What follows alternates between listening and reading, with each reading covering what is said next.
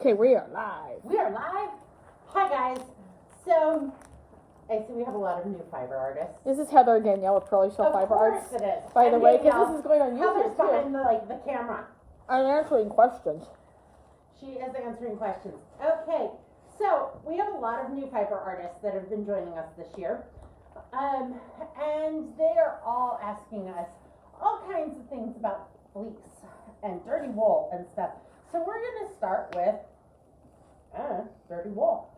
And the first step, you buy a fleece from a farmer. You bought this fleece. What do I do next? What do I do next? Okay? So I know this fleece has been rough skirting. Most likely the belly has been tossed off and anything really poopy is gone. Okay? Hello, Ellen. How are you today? So I have this bag, I don't know, it's like 3 pounds. Not a lot. It's not a huge fleece, but it's a fleece. Some fleece. So I saw somebody asking how much fleece weigh. Depends on the breed. If you were talking about like a Shetland, it might only be a pound. If you're talking like a or 8 ounces. Corntail, BFL range from anywhere from 8 ounces clear up to 3-4 pounds. Yeah, depending on the line. Where if you get like a big meat sheep breed, it might be 15. Like a Corriedale or a Merino, you're looking at like seriously my necks that I get, which is a skirting. Hello, everybody. Is a neck is. Gosh, almost 4 pounds. 4 or 5 pounds. And then the fleece is like 8, so yeah, they're huge. They're all right. Huge. So we have this fleece. And you know what kind of fleece this is? This is a borderlaster, colored borderlaster. So I'm gonna throw it out on the ground. Or you can build yourself a skirting table. Then everything falls through. Then everything falls through. Jack, I don't need help. Thank you though. Come here, Jack. I'm going to make note that I have some breakfast here. That's not bad. Okay, so I'm going to just kind of open my fleece up. It's going to be rolled up on itself. And, oh, that you got to with the skirt. It's a little cold. It looked much nicer inside than it actually is. Okay, so it smells good. I kind of ripped into this fleece earlier, so I'm not doing a good job laying it out. And we swept the patio. We if you have a skirting table, what that is a table that has you can make them out of chicken wire, you can make them out of hemp wire, and it basically just falls off and things fall through when you throw them out. Most people have them if they are skirting a lot of fleece. We do have one. It's at the house. Yep. So then I played a little game of, as I go through, one of these things doesn't look like the other. As my game that I play, and I go through, because the vast majority of your fleece will be very even and look very similar, like this. But this fleece, like I said, I tore into it. So I can tell you what parts are what, but I can tell you what doesn't belong. That is not the same. Right. I'm not even sure it's the same sheet. That's okay. It's lovely though. Well, I have them down on the sheet so they can see your hands too, just so you know. It's the same sheet. That's just like along the bellies, because sheep tend to have darker bellies. So every fleece has softer parts and less next to skin parts. Like when you hear about people making Shetland shawls, the ring shawls, they were actually made from the neck, because the neck is the softest, but the neck is also the dirtiest. So it goes from the neck down the back, which is lovely. Look at this. Look at these curls. These are amazing curls. Down to the britch. The britch is the pants. Can you guys see that? Yep, I can see it. That I don't even want. Nope. Yes, I can use that if I so choose. You can, and when you are selling fleece, you're going to sell consistent fleece. When you are taking a fleece and you're buying the whole thing, you're going to skirt out we recommend skirting into sections. And then you can decide. Remember, they always grow more fleece. You are never going to run out of fleece. But I will say, if you are splitting a fleece in half for buyers, you want to split down the side. Center. Yep, so you're going to set the center spine. Because so you have one person getting shoulder, back, belly, neck, like side, ribs, and bridge. You don't want to give one person all the front and one person all the back. They Yep. will not be happy. You will get complaints. Yep. And you're going to go through and you're going to look for any dirty parts. You're going to look for pieces of vegetative matter. You're going to look for sweaty tags. Yep. You're going to look for second cuts.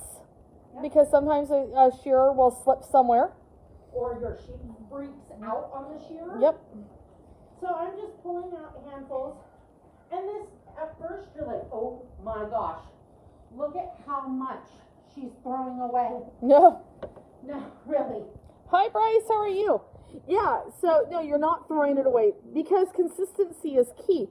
If you're selling, you want it to be you want it to be consistent, but you also want it to be consistent for your finished product. And if you're sending it to a mill, you want it to be consistent. So then I get a pair like this. This must be part of like neck or something. I have a bunch of straw and stuff in it, and I have to decide on this fleece, is this a make it or break it for me? On this VM. Bring them over a little closer there. Okay. This amount of VM. Ah, I'm really close now. Oh, there you go. It does not bother me. Yes. Okay, this is really clean, nice. When it's wet, it's gonna smell like fresh cut grass in a meadow. Right. It's not poop. Or little tiny seed heads, or tiny pieces of alfalfa. Flat out. You want to know what my bake it or break it is on VM and fleeces? It's not poop. It is cheatgrass and prickly crap. Look at, they're all dyeing yarn. Bryce is dyeing yarn, and Kristen's dyeing yarn, and this is a border Lester. This is a border Lester. And I'm not dyeing yarn. No. Okay, I got yarn at the yarn shop hung though. Yeah. I think I should. I'm set up to dye yarn like later. I have to weigh roving for her to dye. Yeah, because I want to dye roving really bad. I haven't done it in a while. So, this fleece, after I've gone through it, and I will admit, this fleece is totally like scrambled. It is scrambled because when we sell our fleece, we pull them in pound bags. So we hand select out The best. because the rest of it we can send to the mill, except what we throw away, which is a lot. Which is like this.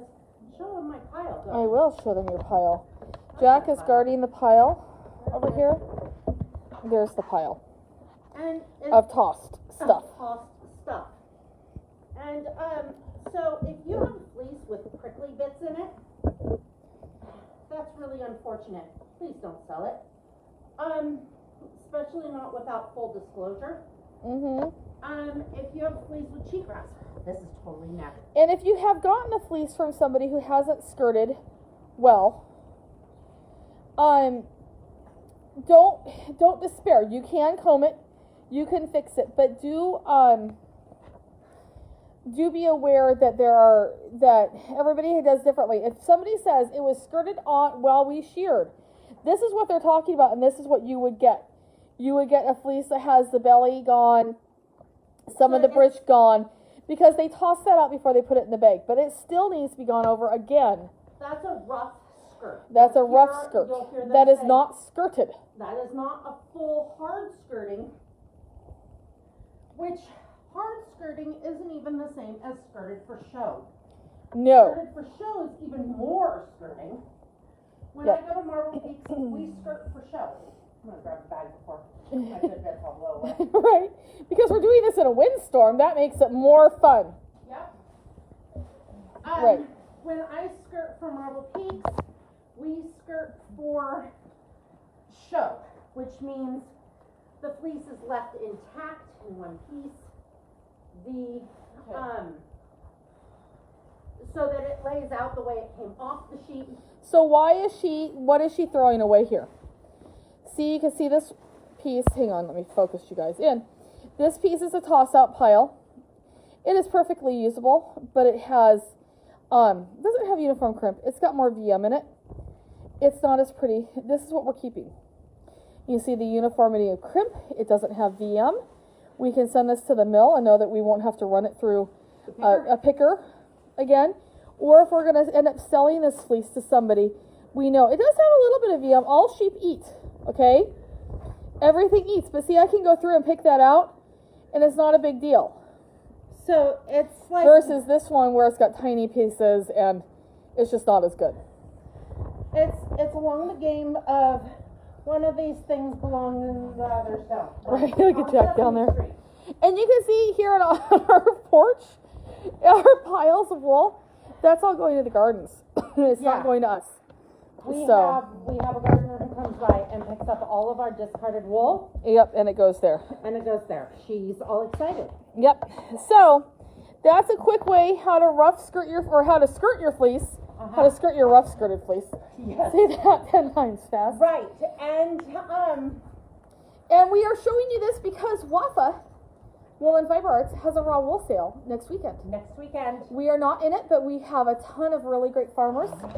And it will give you guys some cues. If you do want to buy fleece and try this, what do you need to ask? Has it been skirted? right. What kind of skirting? Can you see both sides of the fleece? Oh yes, always ask to see the cut side and the outside of the fleece because the cut side's always gorgeous. Right. I mean, seriously? Alright, I'll grab a skirting. Okay.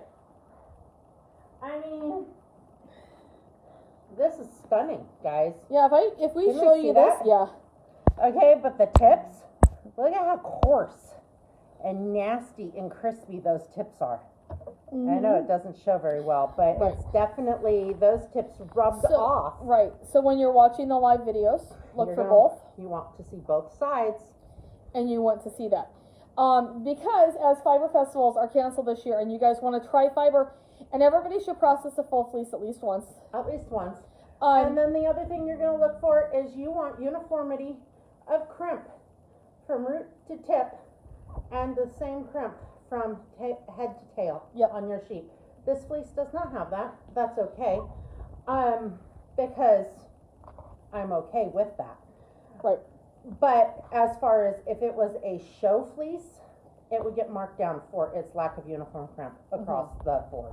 Yep. Exactly. So, And you can ask to see a lock from the shoulder, the middle, and the rump of the animal. exactly. All right. You guys have fun. Yes.